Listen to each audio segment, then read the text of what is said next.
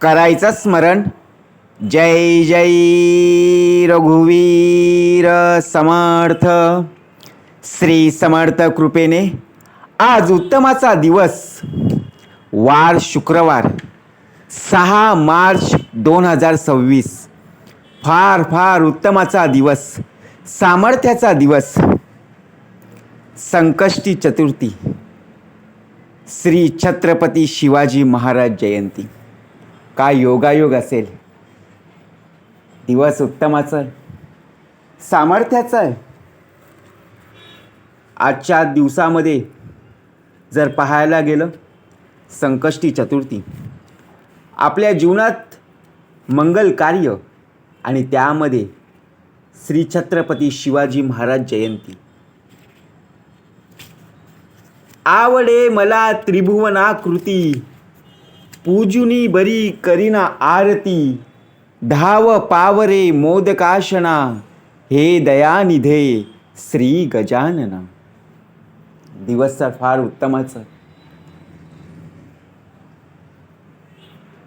आवडे मला त्रिभुवनाकृती. समर्थ म्हणाले, आपल्याला जन्म प्राप्त झालेला आहे.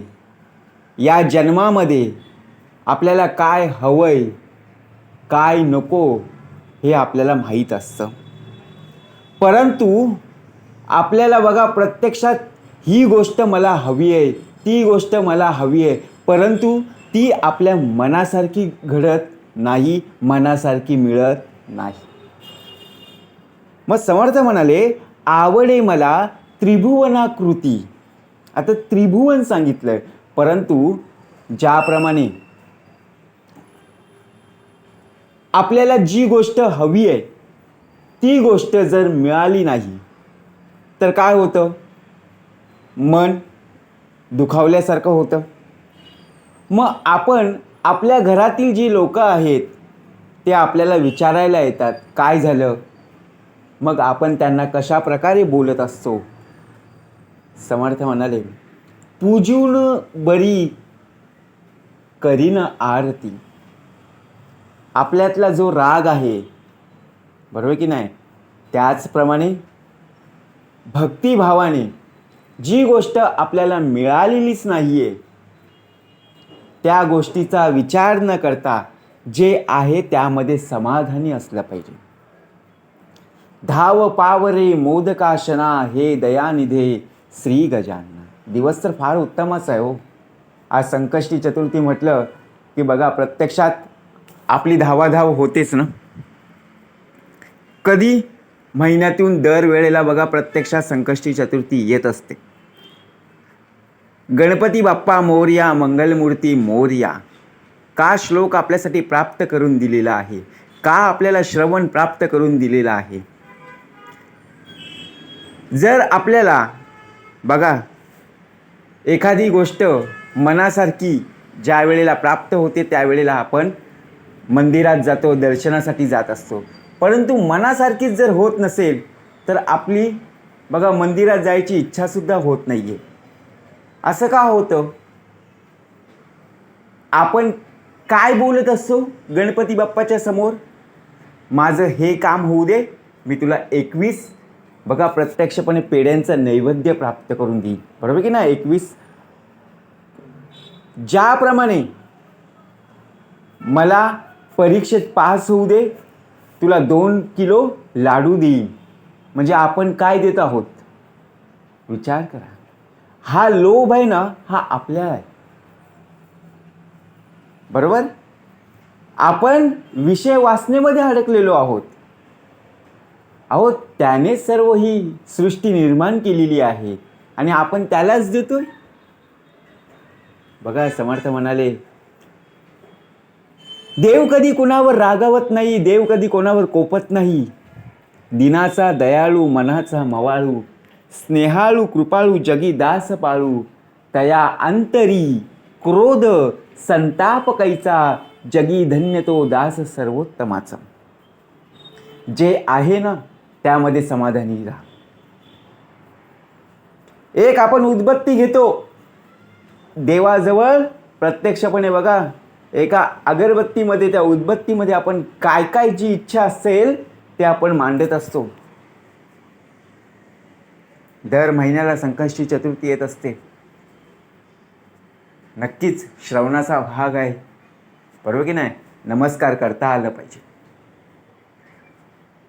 आपल्या अंतरी बघा उत्तम प्रकारे श्रवण असणं गरजेचं आहे, नामस्मरण असणं आवश्यक आहे. कारण आजचा दिवस फार महत्त्वाचा आहे. योगायोग पहा, आज संकष्टी चतुर्थी आणि त्यामध्ये बघा प्रत्यक्षात श्री छत्रपती शिवाजी महाराज जयंती.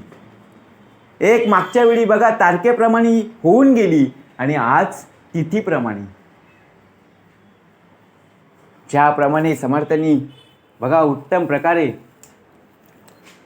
शिवरायांचे 8वावे रूप, शिवरायांचा 8वावा साक्षेप, शिवरायांचा बघा प्रत्यक्षात 8वावा प्रताप भूमंडळी, शिवरायांचे कैसे बोलणे, शिवरायांचे कैसे चालणे, शिवरायांची सलगी देणे कैसे असे. ही काव्यपंक्ती, ही दासबोधातील ओवी प्रत्यक्षात समर्थ रामदासांनी बघा रचलेल्या ग्रंथामध्ये शिवरायांचे 8वावे रूप ही ओळ प्रत्यक्षात प्राप्त करून दिलेली आहे. हे उद्गार शिवरायांसाठी वापरलेले आहेत. यातूनच छत्रपती शिवाजी महाराजांचं उदात्त चारित्र्य, पराक्रम आणि त्यांच्या व्यक्तिमत्वाचे आदर्श पैलू आपल्या स्मरणात असणं गरजेचं आहे. आपलं चारित्र्य कुठे हो, विचार करा.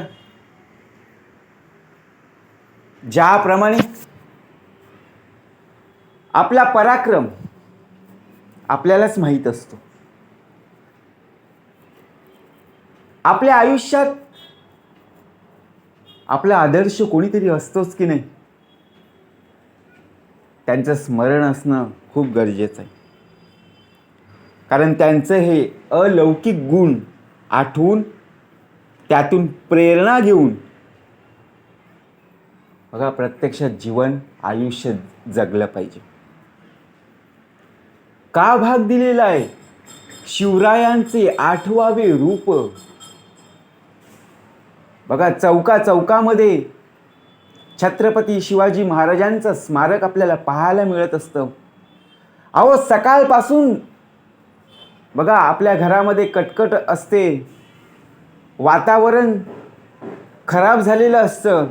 जेव्हा आपण घराबाहेर पडतो त्यावेळी छत्रपती शिवाजी महाराजांचं स्मारक आपल्याला बघा ज्यावेळी डोळ्यासमोर येत असतं, पाहायला मिळतं, तेव्हा सर्व जो अज्ञान आहे, जो राग आहे,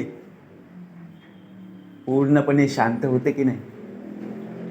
कारण का शिवरायांचे 8वावे रूप,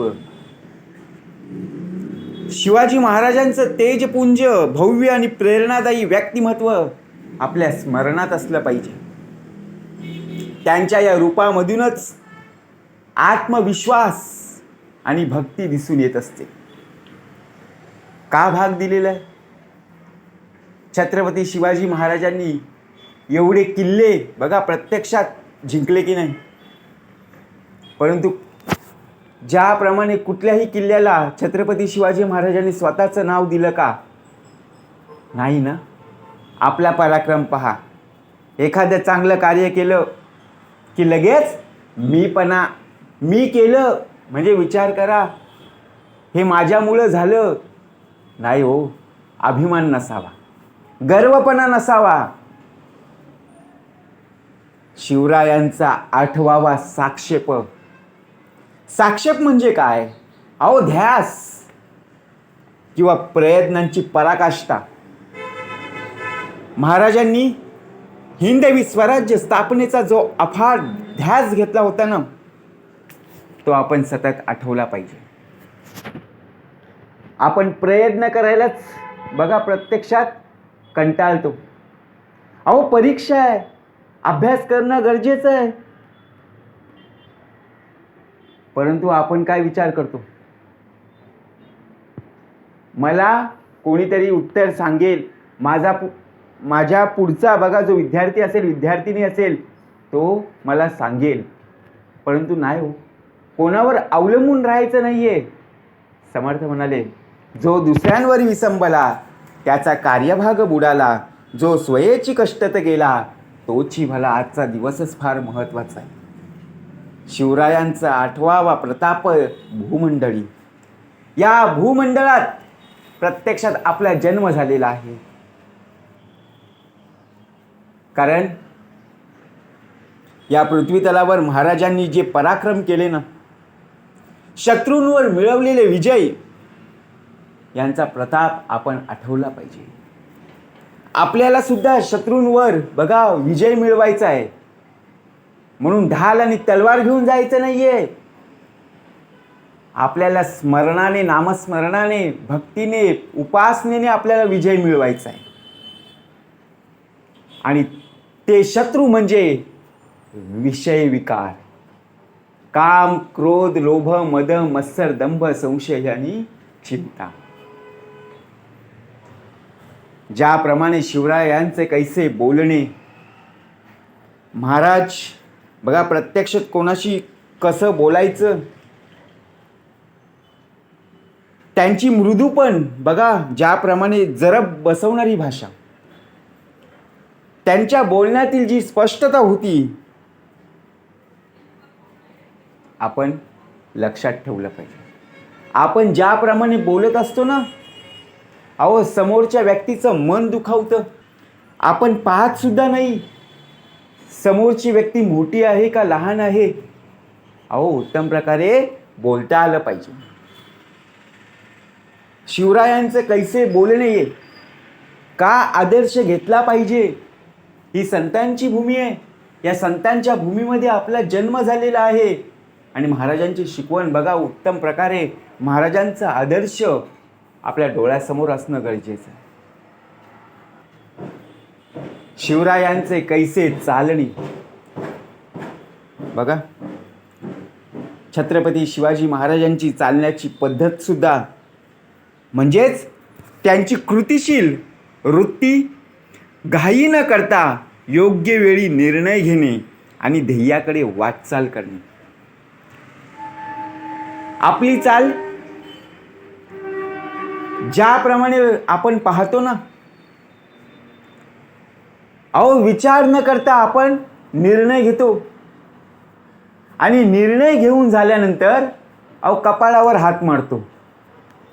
समर्थ म्हणाले, कुठलाही निर्णय घेत असताना आपल्याला जशी चाल करायची आहे ना, तो विचारपूर्वक बघा प्रत्यक्षपणे त्या कार्याचा अभ्यास कर आणि पुढे निर्णय घे. निर्णय घेतल्यानंतर विचार करत बसू नकोस.